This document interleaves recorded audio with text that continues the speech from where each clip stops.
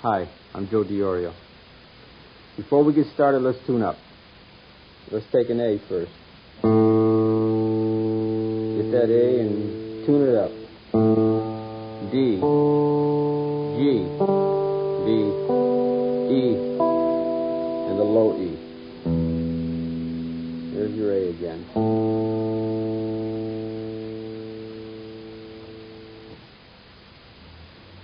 Okay. I'd like to speak to you about bringing forth more of your creative power. And this creative power is tapped more if we go inside of the right side of the brain. So let me briefly give you an idea of what the right side does. It's the intuitive side of our personality. It's the part of our brain that tells us how to do things without words, how to do things with hunches, how to do things by feeling. And this is very important for us to understand musically, because so much of the time what we're doing is playing what we've learned, what we've rehearsed, patterns that we know really well, and we have a tendency not to rely on our feelings so much.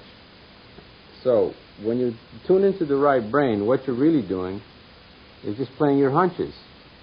And the truth of the matter is your hunches are always right. They're always right. If you follow your instincts and you follow your intuitive sense, you'll be okay. But if you use the left side of your brain to try to play music, chances are you're going to come up short, because the left side likes symbols all the time. It wants to know exactly what it's doing. And you can't know exactly what you're doing when you're creating music. That's not the fun of it. That's not really the reality of it. There's an old saying that you don't know that you're creating when you're creating, because if you knew you were creating when you were creating, you wouldn't be creating. Now you can run that back on your tape and figure that out. But the truth of the matter is you just have to tune into what's happening inside of you. Get in touch with that. Too many of us don't. We study too hard and practice too many long hours on scales and arpeggios, which is the most boring thing on the planet Earth.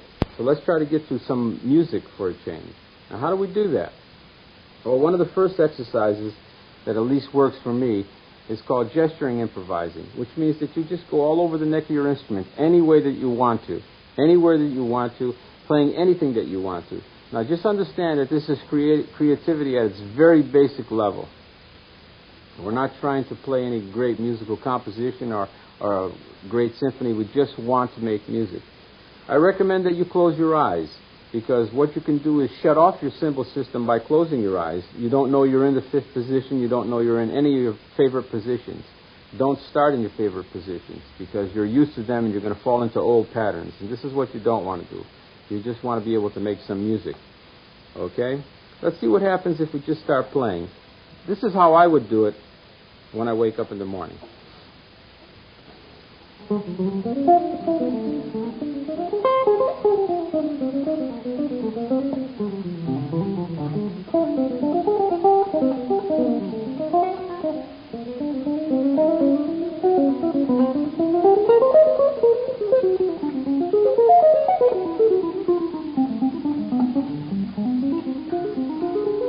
Keep going, don't stop.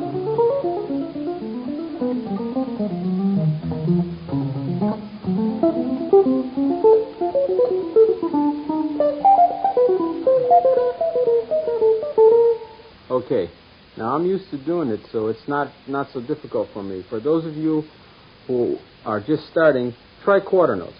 Try simple quarter notes. Try closing your eyes. Why? Because your eyes closed will help you to relinquish that symbol system, as opposed to looking in the fifth position or looking in positions that you're really sure of. So what do? Just sit around and start any place. Just put your fingers down and go for it. But just play quarter notes.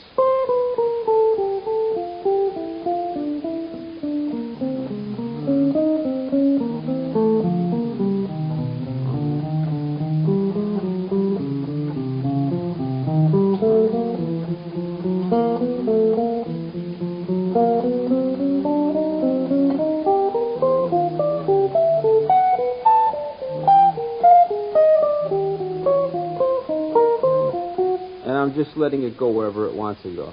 Notice how I started to get myself up into the higher positions. Okay? So if I'm up there and I feel like staying, stay up there and work around there. If you feel like coming back, if your intuition tells you to come back, go for it. It's not really hard. It's really simple. And it's really fun. And the thing about it is, when you get done, you should feel refreshed. Think about this. When is the last time you had fun practicing? When's the last time you had fun playing? And the thing about it is, when you're done, you should feel refreshed, because it's creative. And anything that creative makes you feel good. If you don't feel good, then you've worked too hard at it. Now, why do I tell you all this? Because this is what you have to carry into musical situations when you're playing. You have to be relaxed and you just have to let it come out. Not playing ideas and patterns that you know for sure. That's not being creative. Remember, we're talking about creativity here. We're not talking about something that's set in a pattern. Okay, some of the things that we can do to bring out this creativity, to break the symbol system that we're so used to. Let's just take 4 strings. Let's take the top 4 strings first and just try playing on 4 strings. Maybe tape up the other 2. Then play on the middle 4. Then play on the bottom 4. Maybe play on the top 2. I used to do an exercise like this.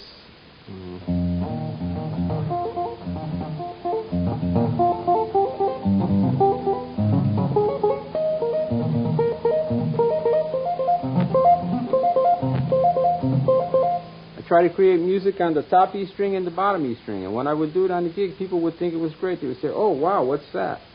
You see, so it has a way of projecting. Just take 4 strings.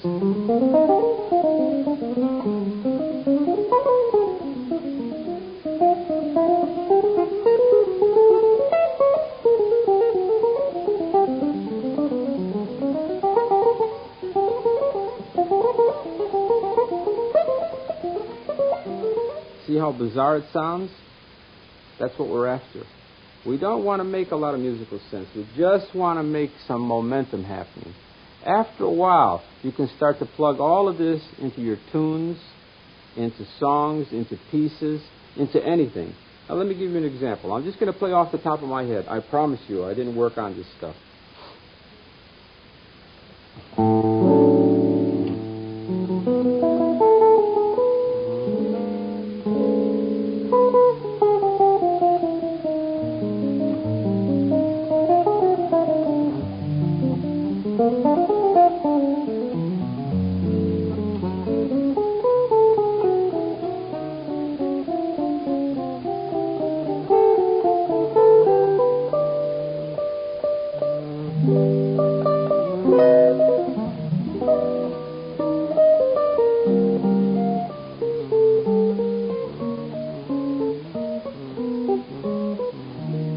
I'm just letting my hands down and trying to make music where I'm at. By the way, let me make one thing pretty clear to you. It's not that I'm telling you not to study, because it's a very important part of playing music. You have to know what music's about. You have to know the science of music. But the problem I noticed over and over again is people become too scientific. I mean, we all know the scales and we all keep telling ourselves, oh, play this scale over that. But the thing about it is, what about the musical part of it? What about the melodic sense? This is the thing that you want to develop. That's why these exercises help to bring out that melodic sense in you. So keep studying, keep doing your scales, and keep doing your arpeggios. But as you go on every day, practice a little bit creating. You have to work on your creativity. It's like muscle building. You have to work on certain muscles to get them strong. So, let's play a blues, okay? I'll play a little rhythm for you. Start gesturing. We're in B flat. Don't think. Just start. Now, 1, 2, 3, 4.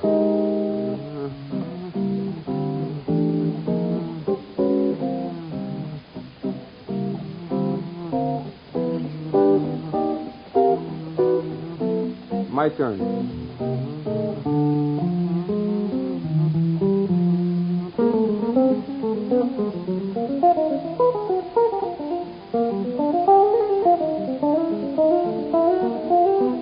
Go ahead.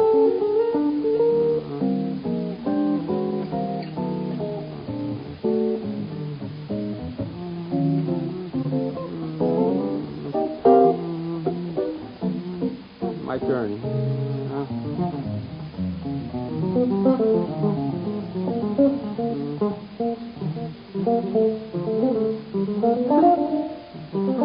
I'll take another one. I'm not done yet.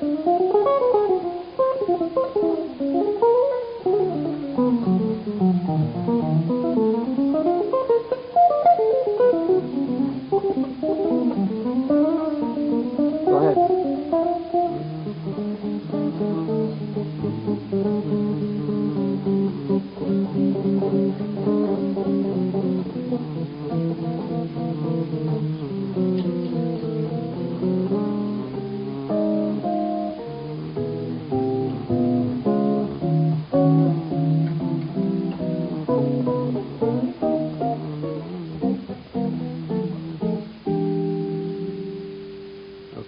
feel to you? It's supposed to feel good.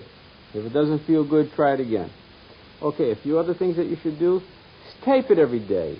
Every time you play something creative in these creative sessions, you can hear it back in your tapes. A lot of times when creativity is going by us, we miss it. But in your taping sessions, you will find that you'll be a lot happier when you hear yourself back, because you have a tendency sometimes to think that nothing is happening.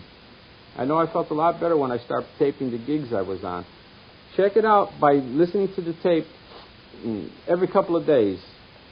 Like, tape a couple of days and maybe not listen to it. Then go back and listen to it, and you'll find how good you are, how easy it is.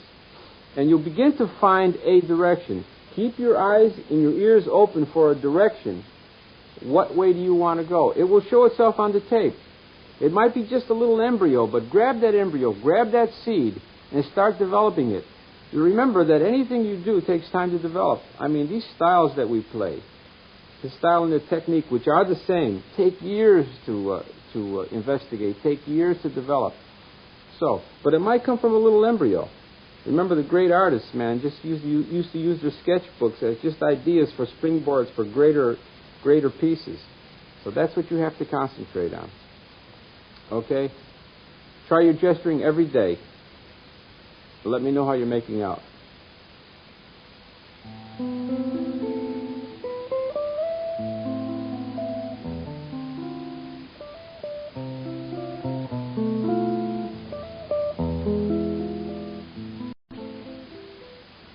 Okay.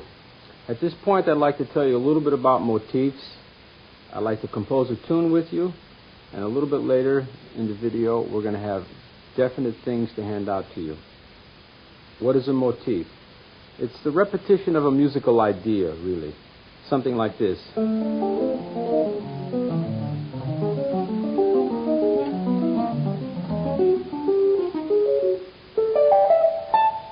Okay, anytime you have something that catches your fancy, continue with it.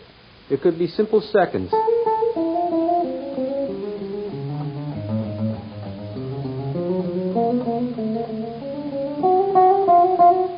Now, what happens is if you continue the motif and listen to the motif, you once again shut off the symbol system that I was telling you about earlier.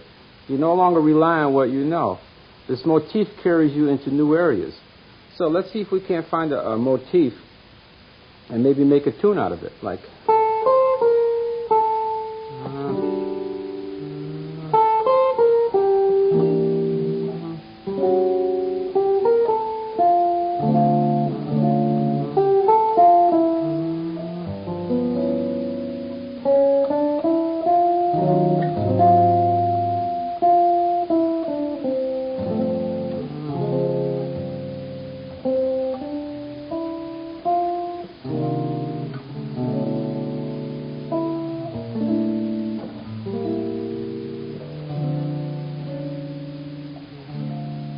Wow, I'm going to copy that one myself and see what happens. You just wrote a tune. A simple motif.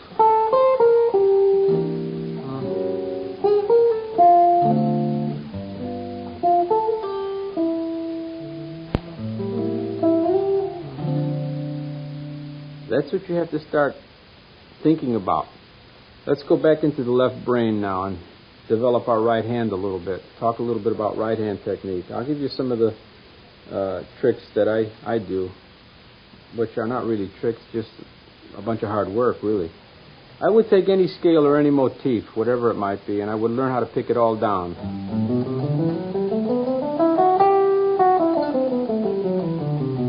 Simple G scale. Then I would play the scale all up picking.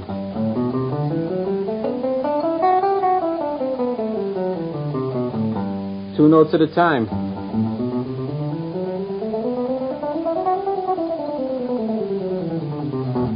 Four notes, develops a tremolo.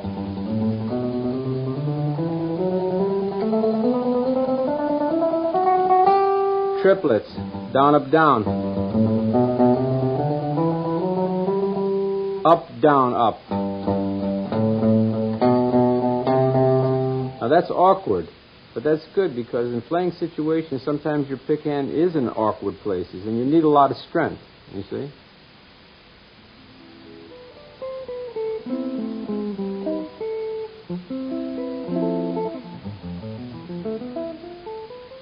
Okay, this is a sweep exercise, actually. I used to do this open string all the time. I take four notes, four strings, sorry, and just go starting on the D, G, B, E, all down, and then backwards, all up. By the way, that's how I hold my pick. You see that first finger has just got it locked in. Oh, can you see it? Now then, you can practice your sweeps, all down. Then turn your wrist a little bit when you come back.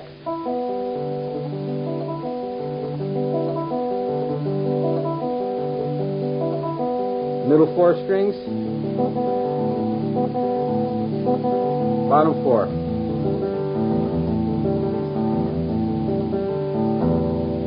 And that leads you into the sweep kind of picking. Say, for instance, you have four notes, you have a chord.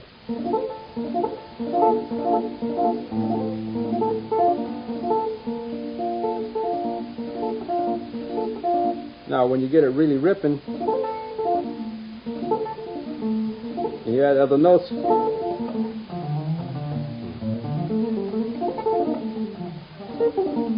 and it all comes from beginning to understand how to play those four strings. Learn how to sweep four strings. Learn how to sweep them ascending and descending. And then you can add more strings to your sweeps. For instance, if you take a G minor and you sweep backwards, and then you fill out the chord in the bottom here with the D and the B flat, and add G. Now watch.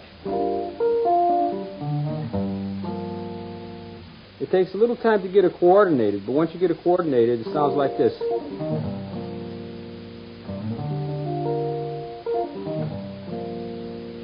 So that's how you start sweeping.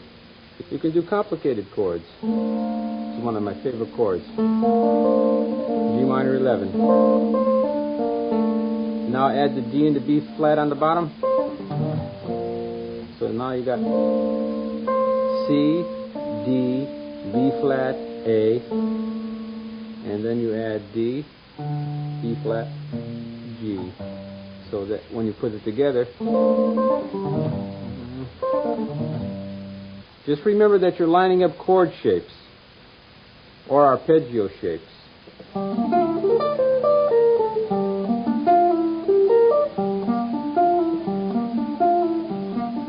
G minor 6.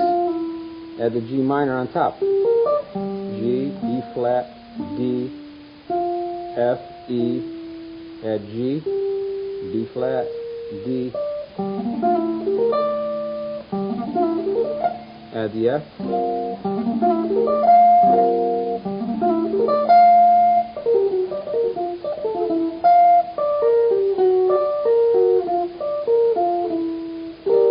minor, minor major, minor 7, minor 6, all little shapes.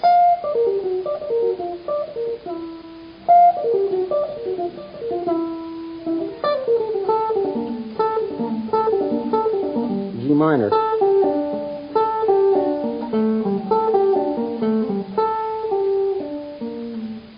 A, pull off the G.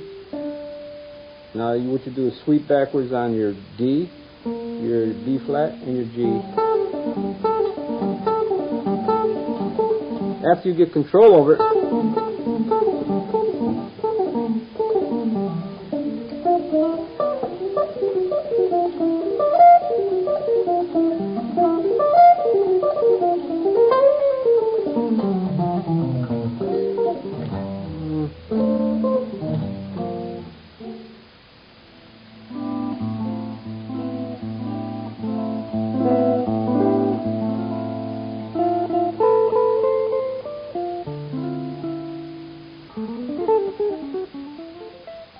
okay, now I'd like to give you some of my music to play and to chew on and have some fun with. Basically, there are a bunch of 2-5-1 progressions, which means in this particular case, I'm in the key of E flat. The 2 chord is F minor 7, the 5 chord is B flat 7, and the 1 chord is E flat major 7, or E flat major 7, flat 5 in this case. Now, 2-5-1 progressions are common in all tunes. In all progressions, you're going to find a 2-5 somewhere. So they're probably the most important progression you should know and learn. Now I have to put my glasses on so I can see the music, and I'll play a bunch of them for you. If you take a look at your screen, we'll go down the line together. Okay, the first one is constructed in fifths, fourths.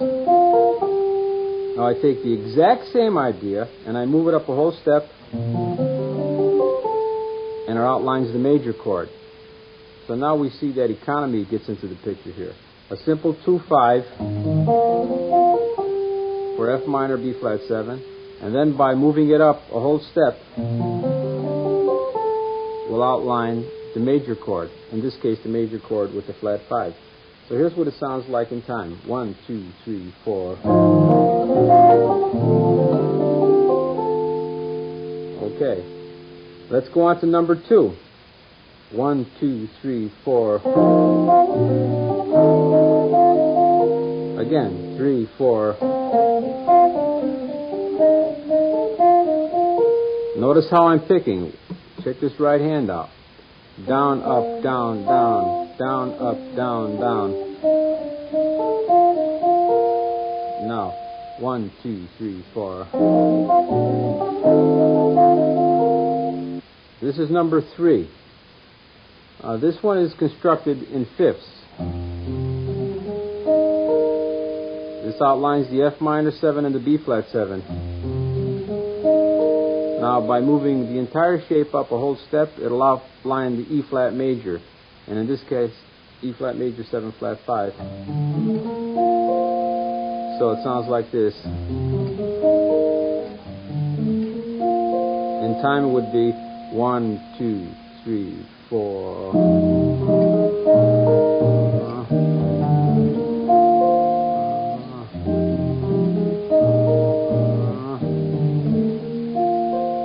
Now, if I was to burn it, it would sound like this. 1, 2, 3, 4.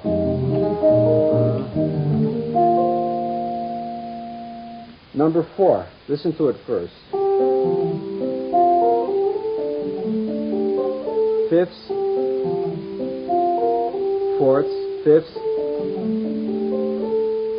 1, 2, 3, 4.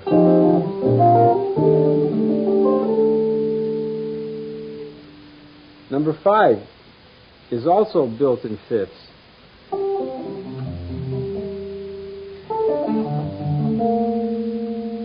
1, 2, 3, 4. 1, 2, 3, 4. Again, 1, 2, 3, 4. Okay. Number 6.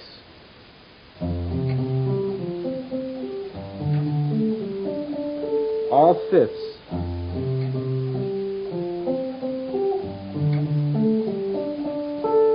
1, 2, 3, 4.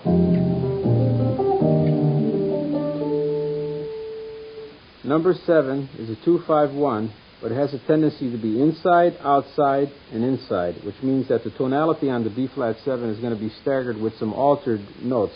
In this case, B natural, E natural, and A natural. Okay, the B is your flat 9, the E natural is your flat 5, and the A natural is your major 7. And of course, the A natural is not in the B flat 7 chord, but in this case, we're going towards something.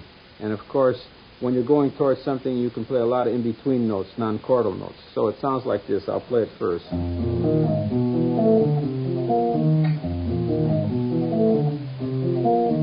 Now with rhythm. 1, 2, 3, 4.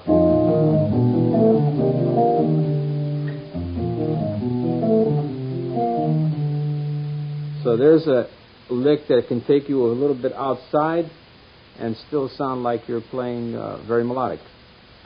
How these ideas came about? Well, I would sit around practicing fourths and fifths, and I decided that I would try to gather some material that I could use instead of just playing exercises. And I find that anytime you learn something, if you hang it on something, then you're able to remember it. If you just sit around playing licks all day and you don't have anything to play them feed them into, well, sometimes you may lose them. And this is the big complaint I hear over and over again. People are telling me, well, I practice all day, but I can't ever play them out. Well, the thing about it is you have to learn it. Put it into a tune right away. Put it into some 2/5 progression. Do anything, but have it so that it's a reference, so that you can refer to it. Okay. Now then, we're going to play some 2/5/1s dealing with D minor, G7, and C. All right. Here's number 1, real slow.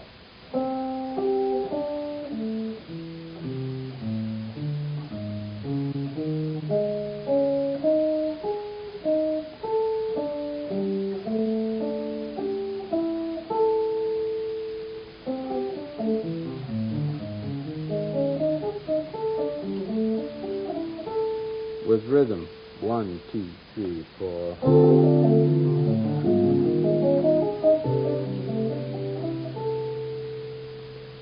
Number 2.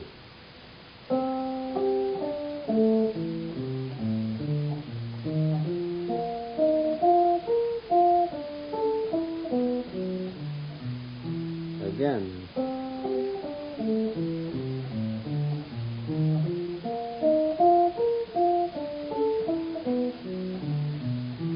With rhythm. 1, 2, 3, 4.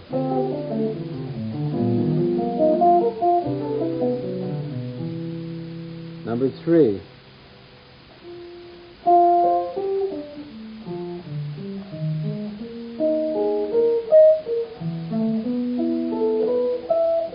Again.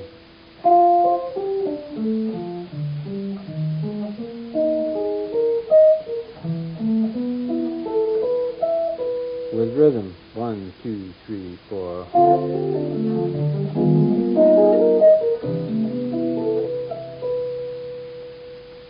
Now, obviously, you're going to have to work on these things so that they're nice and smooth and you can get them up to tempo. Don't forget, when things line up, sweep them so that you don't have to pick alternate pick, which is a little bit more difficult in situations like this.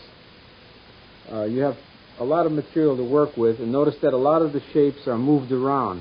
After you get familiar with the material, you'll notice that I repeated ideas. Some might be used for a minor chord, and then I use the same idea for a major chord. Well, that's just what I call economy with ideas. You don't need a million ideas. You just have to know how to use the ideas you have, learn how to move them around. And these couple of pages will teach you how to do that. Get familiar with the music and start turning the music around your own way. Let it be yours.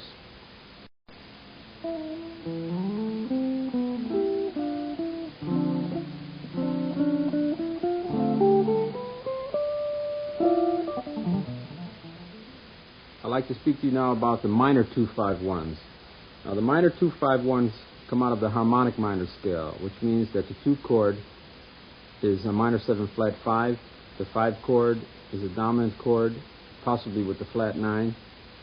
And the 1 chord is minor. Could be minor 6, minor 7, 9, 11, or sharp 7. And in this case, we're going to deal with the B minor 7 flat 5, E7, or flat 9, and minor. So it's B minor 7 flat 5, E7, A minor. Now I have some specific lines for you, but right now I'm just going to play a little bit so you can get an idea what it sounds like. 1, 2, 3, 4.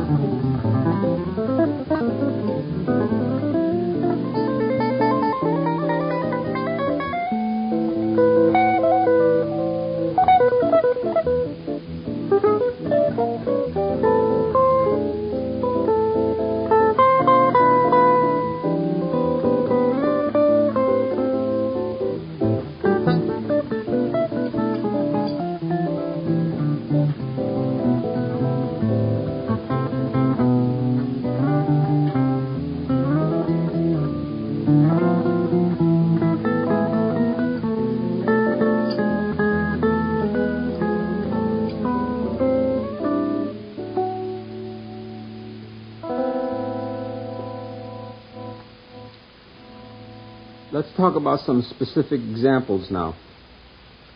Let's take them slow so that you can understand them and see the fingerings, and then we'll take them a little faster. Let me do the first one by myself.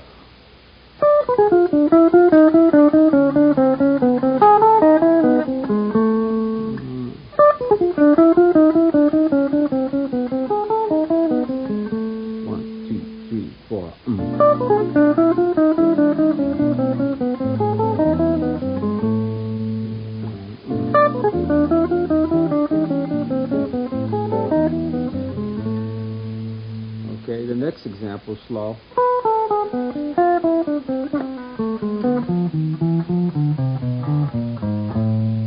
Again.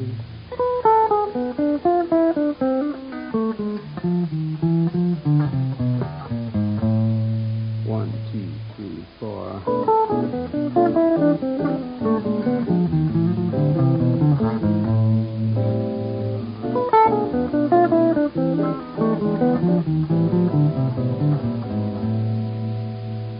Now the next one, real slow.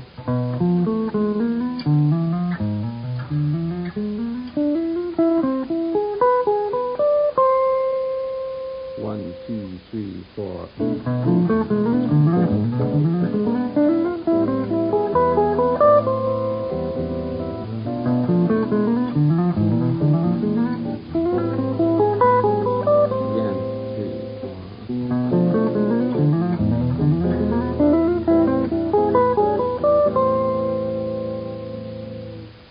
The same principle. B minor 7 flat 5. This time we start on F. Go up a minor third. Go up a major third. So the starting points F. Go up to A flat. Go up to C. 1, 2, 3, 4.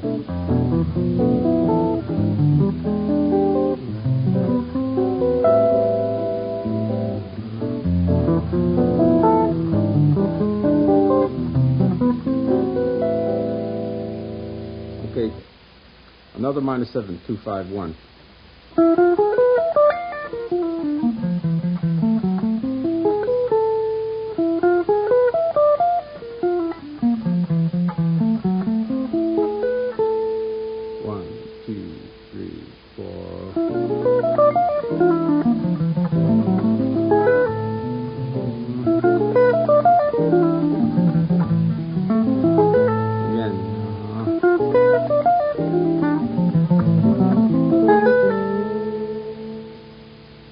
Well, there you have a couple of minor 2-5 licks to turn around and play around for yourself.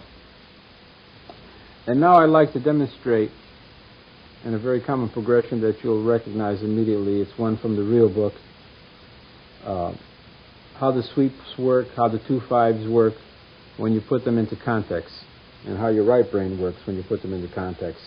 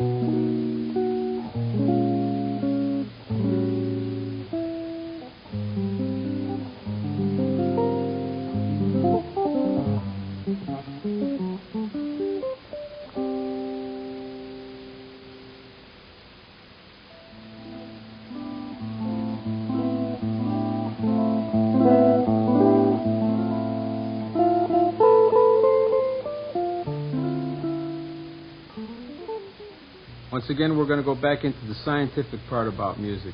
We're going to talk about how to build a better chord system for ourselves. Let's take a simple chord like a C major 7. Root, 5, major 7, 3 or 10. Simple, everyday, common chord.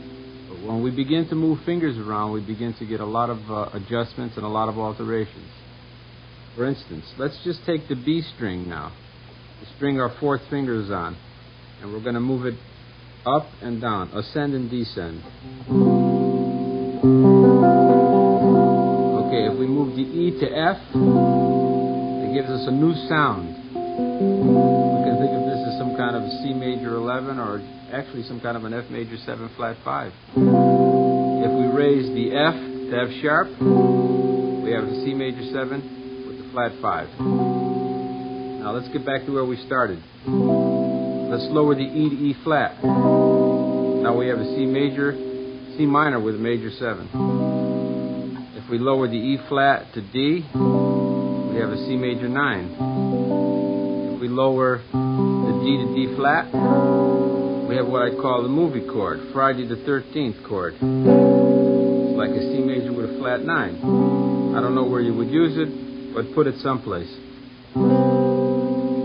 If you lower the D flat to C, you have a C major 7. What makes this so nice is you have that second. Now, stop at that chord for a minute and start building from that chord. You've got a real powerful chord, right? Look for the flat 5 of that chord. Lower the G to G flat.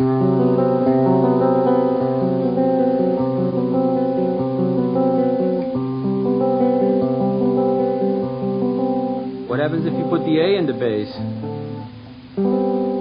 Wait a minute, let me lower the G to G flat. Now, looks like some kind of A minor 6 too, or A minor 9 with the 6, or A minor 13. That means we can put an A in the bass. Right. So, just move your C to A, and you've got a real nice fat A minor 6. Or A minor 13, or actually some kind of D chord. Put the D in the bass, you have a D13. Add the F up on top, and you got a really nice sounding D13 with a sharp 9. If you think of it without the D, you've got an F sharp minor 11 flat 5. Put the F sharp in the bass. Just by moving one simple finger got me into all those new chord changes. Now let's get back to where we started. This time we're going to move the G string. We're going to ascend with the G and descend with the G. So here we are again. C, G, B natural, C. You raise the B natural to C, and you have an everyday C major chord. Raise the C to C sharp, and you got some kind of a C chord. I think of it as C7 flat 9, although there's no B flat in it. But it could be thought of as some kind of C7. C major flat 9, C7 flat 9. Okay, one more. C sharp to D, C major 9. Okay, go back to where you started. Lower the B to B flat. You have C7. Lower the A, the B flat to A. C major 6. C with a sharp 5. Open G, C major. Let's get back to C7 again. Anytime you have a dominant chord, you can alter that dominant chord. So, if you raise the C7 and make the E F sharp, now you have C7 with the flat 5. Get back to where you started. Lower the G to G flat. There's another C7 flat 5. So you have two altered chords from the dominant. You can make a 13 out of this too by raising the G to A. Now you have a C13 with sharp 11.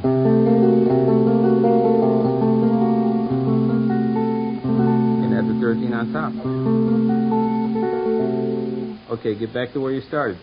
Let's take the D string. You can raise the G to G sharp. You got a C major with a sharp 5. All right, the G sharp to A, C major 13. Get back to where you started. Lower the G to G flat. C major 7 flat 5. Lower the F to G flat to F. And you have some kind of an F major chord actually. You have an F major 7 with the flat 5. Lower the F to E, C major. This is an interesting chord because it has E flat and E in it. That's another one of those movie chords.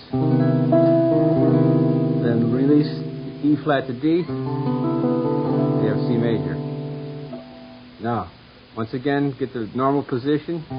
Raise C to C sharp. You change the chord now. Now you have a C sharp minor 7 flat 5. You raise the C to D, and you have some kind of a C major chord, C major 9, or E minor 7. Add the D sharp, minor major, E minor with the major 7. Go up to E, you have E minor. This also could be thought of as E minor 6, C major 7, D in the bass, C major 7. Movie chord. Some of them get very muddy, but the idea is that when you begin to move fingers on any chord, you're going to change the chord, and you're going to start to find new chords. Now, remember that because the guitar is set up in sets of 4s sometimes, and in this case it is root major 7, root 5 major 7 3, and you can get the same thing up here, root 5 major 7 3. So everything I did here, moving all my fingers around, I can do exactly up here.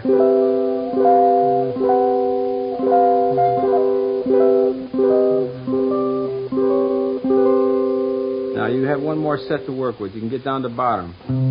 Root 5 major 7 3. Start raising E to F, F to F sharp, and so on. Moving all your fingers just as I did with the first chord shape. So you've got plenty of new chords to work with. Well, I'd like to thank everybody associated with the REH company, especially my good friend Don Mock, who always encouraged me to go ahead and write books and do videos, and Roger. And I'd like to thank Martine Mayo, who got all of this together, all this nice background and cameras and whatever. One of the most important things you can do is listen a lot. Whoever you love, listen. Listen to these people over and over again and get a feeling for what they're doing. Imitate them.